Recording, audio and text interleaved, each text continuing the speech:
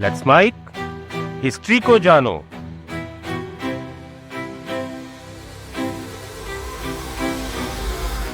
Imagine कीजिए एक ऐसी जगह के बारे में जहां महिलाएं एक साथ रहती हों, हर दिन एक नया और महंगा कपड़ा पहनती हों। बादशाह के अलावा बाहरी दुनिया का कोई भी दूसरा मर्द यहां पर कदम न रख सकता हो और जहां पर बादशाह की हर इच्छा पूरी होती हो। ये तमाम कहानियां हैं मुगल हरम के बारे में। मुगल हरम वो जगह है जिसके बारे में सबसे ज्यादा कहानियां सुनी और सुनाई जाती है। कितनी अफवाहें हैं और ना जाने कितनी कंट्रोवर्सीज हैं। लेकिन वो मुगल बादशाह जिसकी महानता, धर्मनिरपेक्षता और प्रशासनिक क्षमता की बातें होती हैं, यानी कि बादशाह अकबर, उनके हरम के बारे में कोई भी कहानी हो तो वो सबसे ज्यादा गौर से सुनी जाती है। तो अकबर के हरम का आखिर सच क्या है? कोई कहता है कि उनका हरम सिर्फ अय्याशी का अड्डा था, कोई कहता है उनकी 5000 बीवियां थी। ऐसी कई कहानियां हैं जिसमें अकबर और हरम को भोग विलास के तौर पर दिखाया जाता है और एक ऐसी इमेज बनाई जाती है हरम की जिसमें महिलाओं का सिर्फ शोषण होता है। लेकिन क्या सचमुच हरम सिर्फ और सिर्फ अकबर जैसे बादशाहों की अय्याशी का अड्डा थे, या फिर हरम की अपनी एक जगह थी मुगल काल में जो बहुत इंपॉर्टेंट थी? आज की इस वीडियो में मैं आपको अकबर के हरम से लेकर मुगल काल के हरम की कई कहानियों से रूबरू कराऊंगा और उनके विवाद भी बताऊंगा। तो वीडियो को इन तक जरूर देखिएगा, क्योंकि अपना इतिहास नहीं जानोगे तो खुद को कैसे पहचानोगे। कुछ इतिहासकार मानते हैं कि हरम विलासिता, भ्रष्टाचार और ऐसी जगह का सेंटर थे जहां पर मोरालिटी जीरो हो जाती थी। मतलब ऐसी जगह जहां पर कोई भी गलत काम बहुत आसानी से हो सकता था। अक्सर ऐसा माना जाता है कि मुगल हरम वो जगह थी जहां प्लेजर के अलावा कुछ नहीं होता था। एक ऐसी जगह जहां सिर्फ मुगल बादशाह की पत्नियां रहती थी और इस जगह पर मुगल बस अपनी फैंटेसी ही पूरी करते थे। कई बार ये बात भी कही जाती है कि शाहजहां और उनकी बेटी के भी आपस में संबंध थे। मतलब ऐसा लगता है ये सब सुनकर कि औरतें जो मुगल हरम में रह रही थी वो बस प्लेजर का मीडियम ही थी। ये भी कहानियां चलती हैं कि मुगल हरम कुछ ऐसे बना हुआ था जहां औरतें बस चार दीवारी के बीच ही बंद रहती थी। उन्हें बाहर निकलने की आज़ादी नहीं थी और बादशाह की इच्छाओं को पूरा करने के अलावा उन्हें कुछ नहीं करना होता था।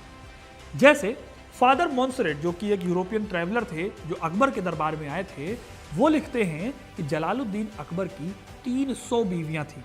वहीं मुगल बादशाह जहांगीर के टाइम पर आए एक इंग्लिश ट्रैवलर के हिसाब से जहांगीर अपनी बॉडी के लिए, यानी प्लेजर पर्पसेस के लिए 1000 औरतें रखते थे।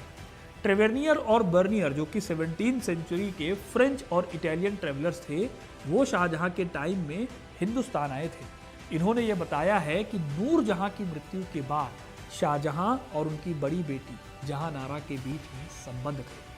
अब ये सब कितना सच है और कितना झूठ है या कितना कंट्रोवर्शियल है, उसके लिए हमें हरम के कॉन्सेप्ट को समझना होगा और ये भी जानना होगा कि आखिर हरम काम कैसे करते थे। हरम का मतलब होता है पवित्र स्थान। अब ये पवित्रता इसलिए क्योंकि यहाँ महिलाएं रहती थी जिन्हें पवित्र माना जाता था। ये एक तरह की पितृसत्तात्मक सोच थी, लेकिन उस दौर में लगभग हर जगह ऐसे ही कॉन्सेप्ट चलते थे। मुगल काल में हरम को एक सिस्टमैटिक रूप देने का काम किया था अकबर ने। अकबर का हरम सिर्फ कुछ कमरों का ग्रुप या महल नहीं था, बल्कि एक ऐसी जगह थी जहां पर बादशाहों की प्राइवेट और पॉलिटिकल दोनों तरह की दुनियाएं मिलती थी। जी हाँ, प्राइवेट के बारे में तो आपने कई कहानियां सुनी हैं, लेकिन इस जगह की पॉलिटिकल इंपॉर्टेंस भी थी, वो आपको वीडियो में आगे पता चलेगी। जब विदेशी और ख़ासकर यूरोपीय लोगों का यहाँ आना जाना शुरू हुआ तो हरम की इमेज बदल गई एक अय्याशी के अड्डे के तौर पर। अय्याशी के बारे में कहानियाँ ज़्यादातर लिखी उन यूरोपियन ट्रैवलर्स ने जिन्होंने भारत की यात्रा की, जैसे कि मैंने फादर मोंसरेट वगैरह के अकाउंट से आपको बताया। मोंसरेट ने अपने वृत्तांतों में हरम को एक बंद पिंजरा और एक ऐसी जगह बताया जहाँ औरतें अपने भाग्य का इंतजार करती थी। वो एक तरह से अखबार के पेज 3 की चटपटी और सनसनीखेज बातें लिखते थे, जिसमें हरम को केवल वासना और आनंद का सेंटर बताया जाता था। उनके हिसाब से ये वो जगह थी जहां बादशाह अपनी इच्छाओं की पूर्ति करते थे और महिलाएं अपनी आइडेंटिटी को खो देती थी। अब हुआ ये कि मोंसरेट ने जो लिखा वो कॉलोनियल हिस्टोरियंस ने जैसे का तैसा उठाकर लिख दिया। जो शाहजहां और उनकी बेटी जहांआरा के बीच के शारीरिक संबंध होने की बात थी, उसे 20th सेंचुरी में बिना किसी पड़ताल के एक अंग्रेज ऑफिसर स्टैन लेन पू द्वारा उनकी किताब में लिख दिया गया और यहाँ से ये बात वायरल हो गई और आज भी फेमस है। लेकिन क्या सचमुच हरम में सिर्फ ऐसी ही चीज़ें होती थी? इसको और ज़्यादा समझने के लिए आपको देखना होगा अकबर के नवरत्नों में से एक अबुल फजल की लिखी किताब आईनी अकबरी और अकबरनामा। वो इस बुक में अकबर के हरम को डिटेल में एक्सप्लेन करते हैं। वो बताते हैं कि अकबर के हरम में 5000 से ज़्यादा महिलाएं थीं। जी हाँ, ये नंबर आपको चौंका सकता है, लेकिन इन्हें अकबर की बीवियों से कंफ्यूज मत कीजिएगा। बल्कि हरम वो जगह होती थी जहाँ पर बादशाह की पत्नियों के साथ साथ उनकी माएँ, दादियाँ और दाई माँ, उनकी बहनें, फीमेल कजिन्स, ये सब रहते थे। एम्परर की बीवियों के अलावा हरम में मुगल बादशाह की महल की वो सारी औरतें आ जाती थी जिनके साथ उनका कोई भी रिश्ता था, और इन सबको सेपरेट अपार्टमेंट्स मिलते थे। हरम में अपने ओहदे के हिसाब से इनको सैलरी भी मिलती थी। हरम में सीनियरिटी काफ़ी मायने रखती थी। जो सबसे उम्रदराज महिला होती थी वो हरम की हेड होती थी। गुलबदन बेगम, जो कि बाबर की बेटी और हुमायूं की बहन और अकबर की बुआ भी थी, उनकी किताब हुमायूं नामा से पता चलता है कि बाबर और हुमायूं हरम के सबसे बुजुर्ग लोगों से, जैसे कि उनकी दादी या बूढ़ी चाची या बुआ वगैरह, इन सबसे रेगुलरली मिलते थे और इनके साथ सबसे ज़्यादा ये लोग टाइम भी बिताते थे। ये औरतें राजपाट की वर्किंग से काफ़ी फेमिलियर थीं, तो अक्सर राजा इनसे अपनी पॉलिटिकल समस्याओं का हल डिस्कस करने भी आते थे। इसके साथ साथ इन पत्नियों, माताओं और रिश्तेदारों की देखभाल के लिए मेड, नौकर चाकर और दूसरे लोग भी रहते थे। ये वो लोग थे जिनसे बादशाह का कोई खास रिश्ता नहीं होता था। इसी हरम में फिर ख्वाजा सर और वुमन बॉडीगार्ड्स भी होती थी। इनका काम होता था हरम की रखवाली करना। एग्जाम्पल के लिए अकबर के ज़माने में हरम के चीफ ऑफिसर नाजिर महल थे, जो कि ख्वाजा सरा थे। इस हरम की सिक्योरिटी बहुत टाइट होती थी। यहाँ पर ख्वाजा सर और महिला पहरेदार चप्पे चप्पे पर तैनात होते थे।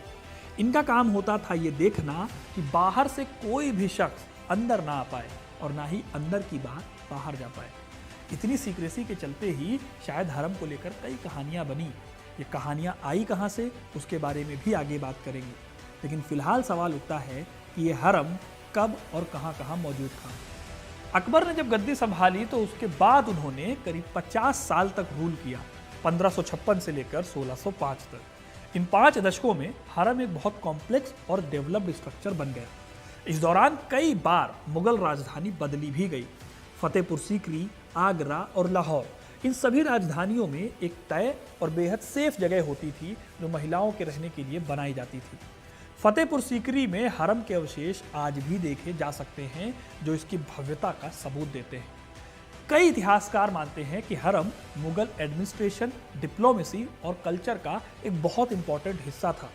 हरम में रहने वाली महिलाएं, खास तौर पर बादशाह की पत्नियां और उनकी मां, न सिर्फ बादशाह की पर्सनल लाइफ बल्कि उनकी पॉलिटिकल लाइफ का भी अहम हिस्सा थी। ये महिलाएं बादशाह को सलाह मशविरा देती थी, शाही फरमानों पर मुहर लगाती थी और यहाँ तक कि उत्तराधिकार के मामलों में भी अपनी दखल देती थी। एग्जाम्पल के लिए, जब अकबर अपनी जिंदगी के आखिरी दिन गिन रहे थे तब उनकी सबसे बड़ी सिरदर्दी थे जहांगीर। जहांगीर ने कई बार विद्रोह किया था और वो अकबर की बातों को मानते नहीं थे। अकबर इसी वजह से उनको अपना उत्तराधिकारी नहीं बनाना चाहते थे। लेकिन फिर अकबर की मां हमीदा बानो ने जहांगीर और अकबर के बीच की सुलह कराई और अकबर ने अपनी आखिरी दिनों में जहांगीर को अपना अगला उत्तराधिकारी बनाया। इससे भी एक कदम पीछे जाएं तो मुगल बादशाह हुमायूं की बुआ, यानी कि उनकी पैटर्नल आंट खानजादा ने हुमायूं और उनके बगावती भाइयों से सुलह करवाई थी। वहीं जो अकबर की बुआ थी, यानी कि हुमायूं की बहन गुलबदन बेगम, वो भी इसी हरम में रहती थी। उन्होंने ना सिर्फ अकबर के कहने पर हुमायूं नामा नाम की एक किताब लिखी, जो कि पहली मुगल वुमेन द्वारा हिस्ट्री लिखी जाने वाली किताब थी, बल्कि मुगल खानदान में हज करने वाली भी वो पहली महिला बनी। ये सभी महिलाएं हरम में ही रहती थी और इससे आप अंदाज़ा लगा सकते हैं कि हरम में पाबंदियों की जो बातें चलती हैं, रिस्ट्रिक्शंस की जो बातें चलती हैं, जो कहा जाता है कि महिलाओं को और कोई काम नहीं होता था, वो असल में पूरी तरह से सही नहीं है। अगर हम हरम के अंदर की लाइफ देखें तो ऐसा नहीं मिलेगा कि महिलाओं के लिए कोई नरक जैसी चीज थी, बल्कि ये अपने आप में एक इंस्टीट्यूशन था जो अपने हिसाब से फंक्शन करता था।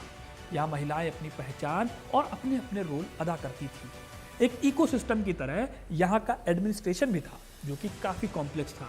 जैसे यहाँ हरमदार होते थे, दरोगा होते थे और कई ऐसे ऑफिसर होते थे जो डेली के कामों को मैनेज करते थे। यही नहीं, महिलाएं कला, संगीत, साहित्य और कढ़ाई जैसे कई काम भी करती थी। हालांकि हरम के अंदर के नियम कानून बहुत सख्त थे और किसी भी तरह के कानून को तोड़ने पर कड़ी सजा दी जाती थी। लेकिन साथ ही यहाँ पर जश्न भी मनाए जाते थे, फेस्टिवल्स भी होते थे और एंटरटेनमेंट के फंक्शन भी ऑर्गेनाइज होते थे। बादशाह अक्सर हरम की महिलाओं के साथ टाइम बिताते थे, कविताएं सुनते थे, म्यूजिक का आनंद लेते थे और शतरंज जैसे खेल भी खेलते थे। ये दिखाता है कि हरम का जीवन सिर्फ कैद और विलासिता तक सीमित नहीं था, बल्कि इसमें कल्चरल और सोशल पहलू भी शामिल थे। अबुल फजल की आईने अकबरी हरम के इंटरनल काम काज पर काफ़ी इंफॉर्मेशन देती है। उन्होंने बाकायदा हरम का स्ट्रक्चर, उसके एडमिनिस्ट्रेशन और उसमें रहने वाली औरतों की क्लासिफिकेशन की डिटेल दी है। वो बताते हैं कि हरम को कई अलग अलग पार्ट्स में बांटा गया था, जहां अलग अलग रानियां और उनकी दासियां रहती थी। हर खंड की अपनी देखरेख करने वाली महिला अधिकारी होती थी। ये डिटेल्स हरम के एक वेल ऑर्गेनाइज्ड और वेल एस्टेब्लिश संस्था के रूप में उसको प्रस्तुत करता है, ना कि बस एक लस्ट को पूरा करने वाली जगह के तौर पर, जो कि यूरोपियन ट्रैवलर्स अक्सर करते थे, हरम को एक डार्क और मिस्टीरियस लाइट में दिखाकर। यहाँ पर यह जानना भी बहुत ज़रूरी है कि यूरोपियन ट्रैवलर्स के डिटेल को आप पूरी तरह से सच नहीं मान सकते और उनके एक एक फैक्ट को बहुत ज़्यादा ध्यान से देखने की ज़रूरत होती है, क्योंकि अक्सर वो अपने कल्चरल और मोरल खांचे में रहकर सबको देखते थे। मुगल दरबार को देखने का उनका चश्मा यूरोपियन ज़्यादा था। उनके लिए इस तरह से ऑर्गेनाइज हरम को इमेजिन कर पाना बहुत मुश्किल था। इसी वजह से उन्होंने हमेशा ही इसे नेगेटिव लाइट में रखा। वहीं दूसरी ओर अबुल फजल जैसे दरबारी इतिहासकारों ने हरम को शाही सत्ता और प्रतिष्ठा के प्रतीक के रूप में प्रस्तुत किया। ये हरम की भव्यता और बादशाह की ताकत पर जोर देते थे। अब हम दोनों ही व्यू पॉइंट्स में कुछ हद तक सच्चाई देख सकते हैं, लेकिन यहाँ पर यह भी ध्यान रखना है कि किसी एक को ही पूरी तरह से सच मानना भी गलत होगा।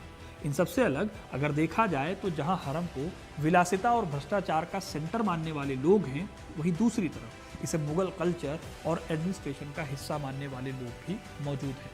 मिर्जा मोहम्मद काजिम, जो औरंगजेब के समय में इतिहासकार थे, उन्होंने भी हरम के बारे में काफ़ी कुछ लिखा है। हालांकि वो अकबर के हरम पर डायरेक्टली नहीं लिखते, लेकिन फिर भी उनके अकाउंट से पता चलता है कि हरम बहुत इंपॉर्टेंट ऑर्गेनाइजेशन थी। ऐसे ही अब्दुल कादिर बदाऊनी, जो अकबर के एक दूसरे दरबारी थे, उन्होंने अकबर को काफ़ी क्रिटिसाइज़ किया। यहाँ तक कि हरम में होने वाली साजिशों और इंटरनल पॉलिटिक्स पर भी उन्होंने खूब लिखा, लेकिन वो भी हरम को पूरी तरह से नेगेटिव लाइट में नहीं देखते। इसके पीछे की वजह भी है। हरम में रहने वाली हर औरत की अपनी एक आइडेंटिटी थी। अगर हरम के अंदरूनी लाइफस्टाइल पर गौर करें तो शाही महिलाओं को एजुकेशन भी दी जाती थी। ये महिलाएं साहित्य, कला और कभी कभी पॉलिटिक्स में भी एक्सपर्ट होती थी। नूर जहां, जो कि बाद में जहांगीर की पत्नी बनी, उनकी पॉलिटिकल अंडरस्टैंडिंग और एडमिनिस्ट्रेटिव कैपेबिलिटी हरम में रहते हुए ही डेवलप हुई थी। यही नहीं, जहांगीर जब बाद में बीमार पड़े तो मुगल सत्ता को काफ़ी हद तक चलाने का काम नूर जहां ने ही किया। ये दिखाता है कि हरम केवल हवस या कैद की जगह नहीं थी, बल्कि इसमें महिलाओं को सीखने और डेवलप होने का भी अवसर मिलता था। हालांकि ये मौके बहुत कम लोगों के लिए होते थे, जो बहुत ही ऊंचे दर्जे पर होते थे उनके लिए थे। लेकिन हमें ये भी नहीं भूलना चाहिए कि पुरुषों की तुलना में महिलाओं की हालत हमेशा से ही सेकेंडरी थी। लेकिन इसका मतलब ये नहीं था कि हरम को हम सीधे सीधे किसी वेश्यालय के बराबर रख दें, जैसा कि कई लोग अक्सर कहते हैं। अब बात करते हैं अफवाहों और सच के फ़र्क की। हरम के बारे में कई कहानियाँ और अफवाहें चलती हैं। इसमें से कुछ अफवाहें सच हो सकती हैं, लेकिन ज़्यादातर कहानियाँ बहुत एक्सट्रीम हैं या फिर मनगढ़ंत हैं, जिनका कंटेम्प्रेरी सोर्स ना के बराबर मिलता है, और मिलता है तो उसमें भी बहुत ज़्यादा बायसनेस दिखती है, जैसा कि मैंने आपको यूरोपियन ट्रैवलर्स के बायसनेस के बारे में बताया। कोई कहानी कैसी लगी कमेंट करके ज़रूर बताइएगा। वीडियो को लाइक और शेयर करना ना भूलें, और ऐसी इंटरेस्टिंग कहानियों के लिए, इतिहास से जुड़े रहने के लिए हिस्ट्री कनेक्ट को सब्सक्राइब जरूर करें। धन्यवाद।